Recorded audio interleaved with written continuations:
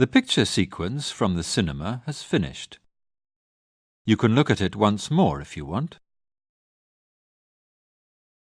Sheila and Charles waited in the old building. Slowly it became dark. They walked quietly back to the cottage and hid behind a bush.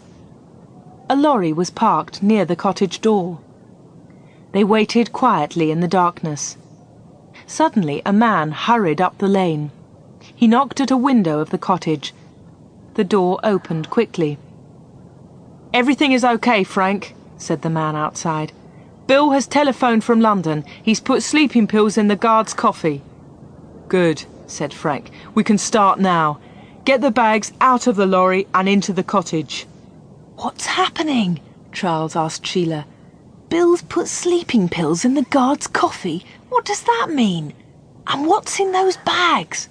"I don't know," said Sheila. "Listen, they're talking again." "What about that young man?" one of the men asked Frank. "We'll leave him in the upstairs bedroom," Frank replied. "He's tied up tightly. He'll be found tomorrow. By then, we'll be far from here." "Paul's in the cottage," Sheila whispered to Charles, "and he's a prisoner." 4 men carried all the bags into the cottage. They closed the door behind them and locked it. "Paul's in one of the upstairs bedrooms," said Sheila. "We must help him." "How are you going to get into the cottage?" asked Charles. "They've locked the door." "I'll climb up onto the top of the porch," said Sheila. "Then I'll get in through a window." Sheila and Charles waited for half an hour. Then they walked up quietly to the front door. There were no lights in the cottage. "Help me up, Charles," said Sheila. Sheila stood on top of the porch. She reached up and pulled at the window. It opened slowly and made a loud noise. Sheila waited for a few moments. Nothing happened. She opened the window wide. The curtains inside were closed. She opened them carefully and climbed into the bedroom. In the dark room, Paul was lying on a bed. He was tied up tightly, and there was a gag over his mouth. Sheila quickly took off the gag. "Shh," she said. "Don't make a noise. There are some men downstairs." "It's all right," said Paul. "They won't hear us. They're not in the cottage. They're out at the back." Sheila slowly untied the ropes round Paul. "What's happening?" she asked him. "Who are those men? What are they doing?" "They're going to rob a train tonight." "Rob a train?" asked Sheila in surprise. "They found an old shaft behind the cottage," said Paul. "The shaft goes down into the railway tunnel. They're going to change the signal in the tunnel.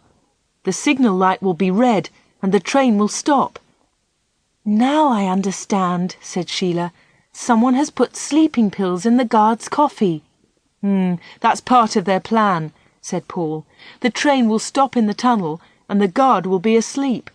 The men will steal the bags of money from the train and escape up the shaft." "But these men have taken bags into the cottage," said Sheila. "What are they for?" "The bags are full of paper," said Paul. "They look like the bags of money. The soldiers won't find the paper until tomorrow morning. Then these men will be far away from here." "We can run down to the telephone box," said Sheila. "We can telephone the police from there." "There isn't enough time," said Paul. "We have to stop these men. We can put heavy stones over the shaft. Then the men can't get out." "And Charles can run down and telephone the police," said Sheila. Now all the knots were untied and Paul was free. They climbed out of the window. Charles was waiting for them in the darkness.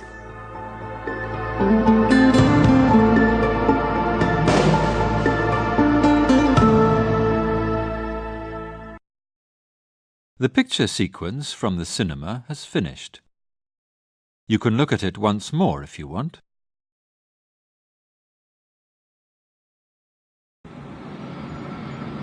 The train from London was in the long tunnel.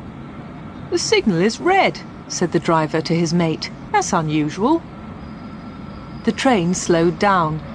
It stopped on a long bend in the tunnel. The driver's mate looked back. The end of the train was out of sight.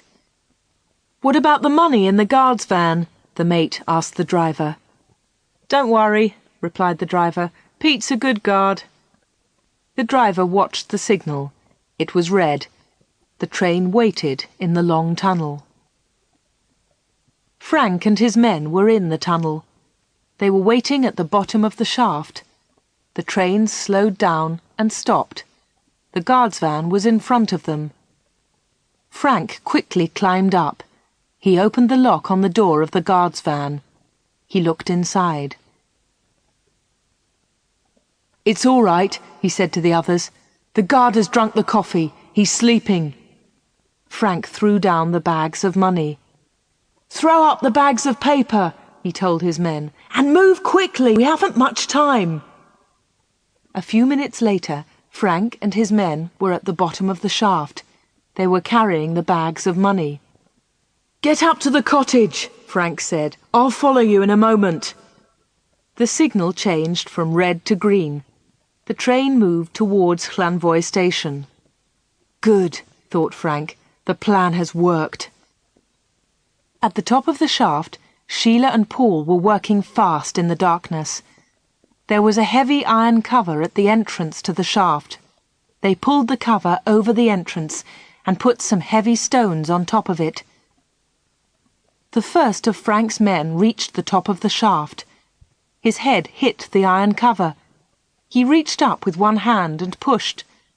The cover did not move.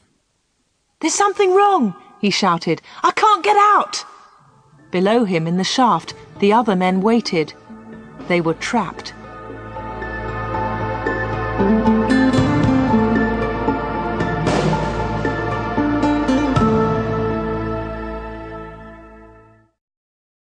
The picture sequence from the cinema has finished. The police moved quickly. A police car came to the telephone box.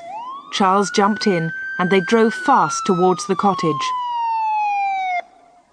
The police arrested 2 men at the top of the shaft. An hour later, Sheila, Paul and Charles were in the police station at Barcony. "Thanks to you, we've got the men and the money," said the police sergeant. "We arrested the other 2 men at Llanvoy station." "But there were 5 men," said Paul. "Have you arrested the leader? He's called Frank." Sheila, Charles and Paul spent the night in the home of the police sergeant. The next morning, the sergeant left early. "I must go to the police station," he told them. "I'll phone you later in the morning." At breakfast, Sheila turned on the radio. "Here is a police message. The police are looking for Frank Steele, aged 40. This man was last seen on the railway line to Llanvoy station in the early hours of this morning. He is a dangerous—" Sheila turned off the radio. "It's a strange beginning to a holiday," she said. Later the phone rang. Paul answered it. It was the sergeant. "Good news," said the sergeant. "A police car has picked up Frank Steele." Paul put down the phone. "The police have arrested Frank Steele," he said to the other 2. "That's great," said Sheila. "Now we can go back to the cottage and begin our holiday."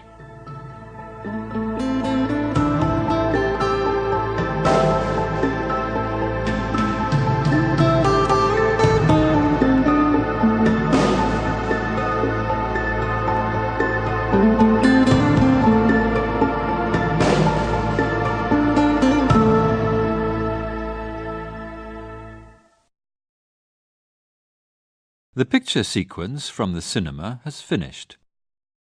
You can look at it once more if you want.